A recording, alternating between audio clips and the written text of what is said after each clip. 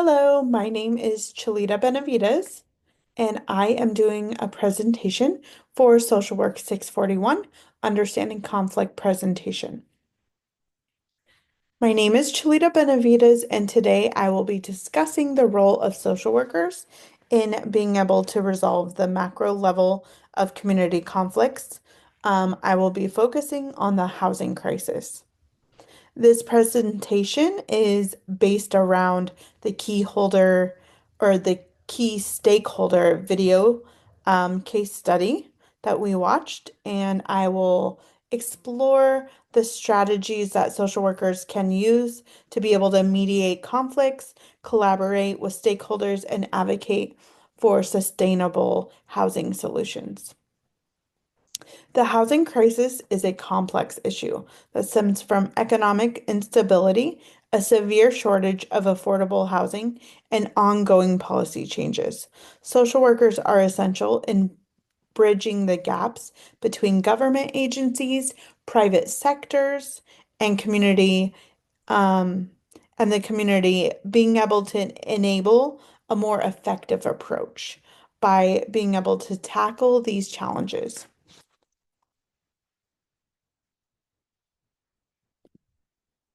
Social workers with the social worker role with the stakeholders, social workers can really be able to ensure open and effective communication among all the parties involved.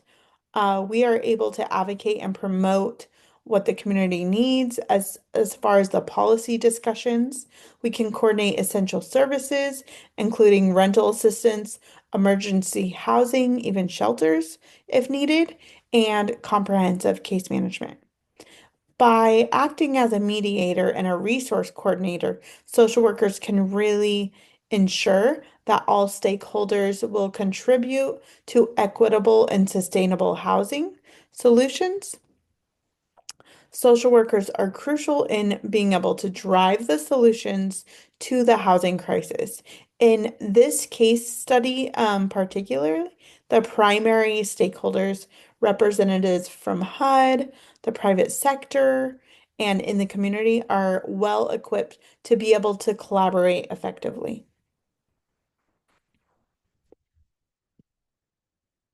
The type of conflict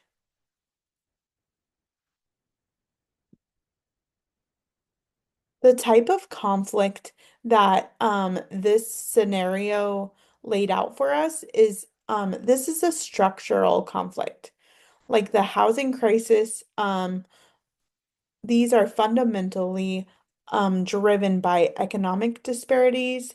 There is a sorry, there is a clear shortage of affordable housing options. Um, and policy and bureaucratic inefficiencies are significant issues that must be addressed. This is an issue that is fundamentally tied to systemic factors such as long-term policy reform and coordinating intervention strategies.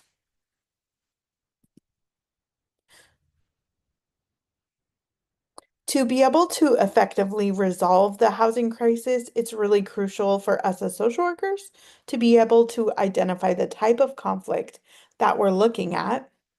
In this case study, the structural conflict stems from systemic inequalities and institutional barriers that we must be able to address head on. So, some of the conflict resolution strategies that I will be using is I really think advocacy is a great one. So, advocacy is vital in empowering marginalized communities and driving significant policy changes that improve housing accessibility. Also, mediation. Mediation will empower productive conversations among government agencies, landlords, community members, allowing them to confidently identify and implement shared solutions. Using both of these strategies, this is a dual approach, and it will not only address the urgent issues, but also propel the systemic change, guaranteeing long-term housing stability. To be able to tackle this structural aspect of the housing crisis, I really feel that utilizing the advocacy and mediation as a conflict resolution strategy will prove to be highly effective in this situation. So, the steps I want to take to be able to resolve the issue. So, I really think at the beginning, the first thing we should do is confront the issue. So we as social workers really have to be able to confront the housing crisis head on, especially if we're working in an organization or regardless. Just confronting the issue, dealing with it, and recognizing the urgent need for the systemic reform. Also, establishing a common ground.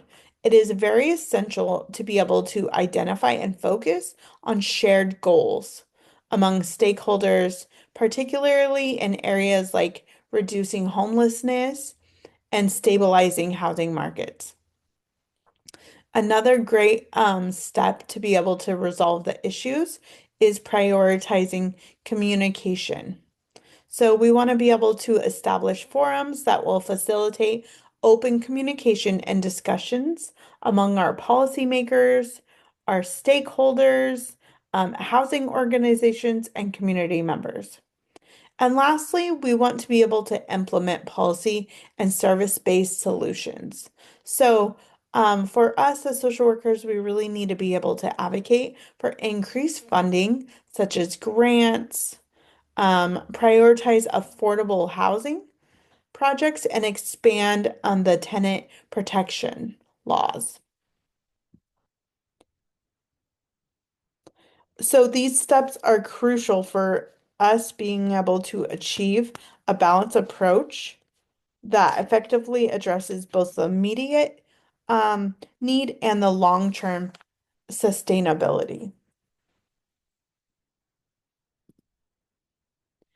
So, um, for collaborating with organizations and communities,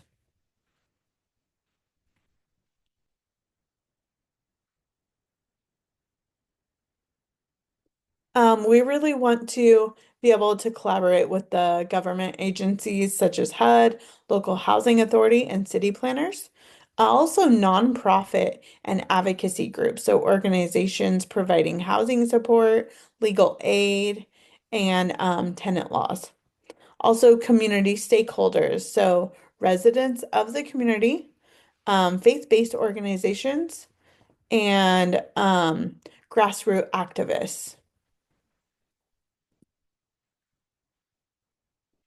So, to be able to collaborate with the organizations and the communities, it's essential for us to be able to tackle the housing crisis. Us as social workers, we need to actively engage with diverse organizations and community members to be able to develop these effective solutions. Um, by working together, we can really ensure that the policies and the programs truly are reflecting the need of those directly affected by this housing crisis.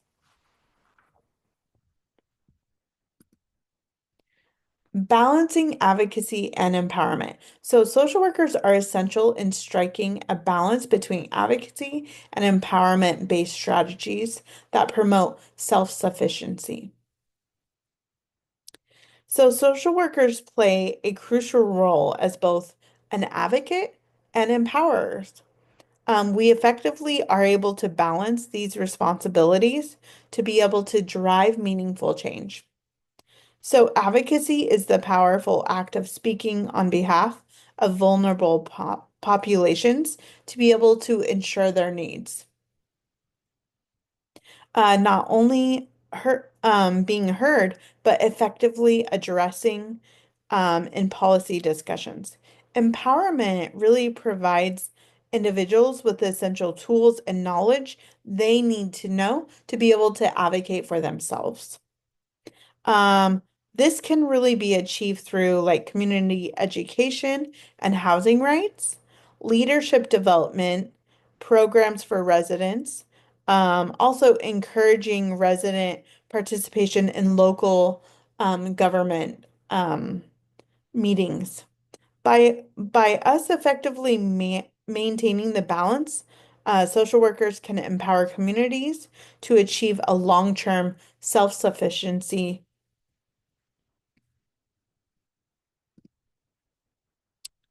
And then my rationale for my chosen approach. So, I am using the Code of Ethics, which emphasize social justice to address systemic housing disparities. Um, Dignity and worth of a person, we will ensure that all individuals have safe and stable housing. And service to others, really promoting housing accessibility as a fundamental human right. By actively advocating for policy changes that promote stakeholders, dialogue, and empower communities, social workers play a crucial role in driving meaningful and lasting solutions. So, the integration of advocacy and mediation and collaboration. I selected this because it really resonates with the principles that are outlined with the NASW Code of Ethics. This approach not only adheres to the ethical standards, but it also exemplifies practices in macro social work. So we are able to foster a holistic and inclusive environment for community engagement and problem solving.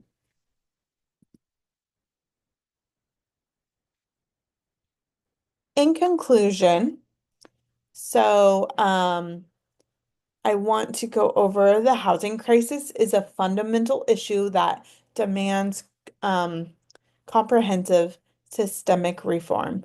Advocacy and mediation are crucial tools to be able to effectively resolve stakeholder disputes. And collaboration with organizations and communities drive effective solutions. By being able to balance the advocacy with empowerment, is key in achieving lasting community resilience. Thank you.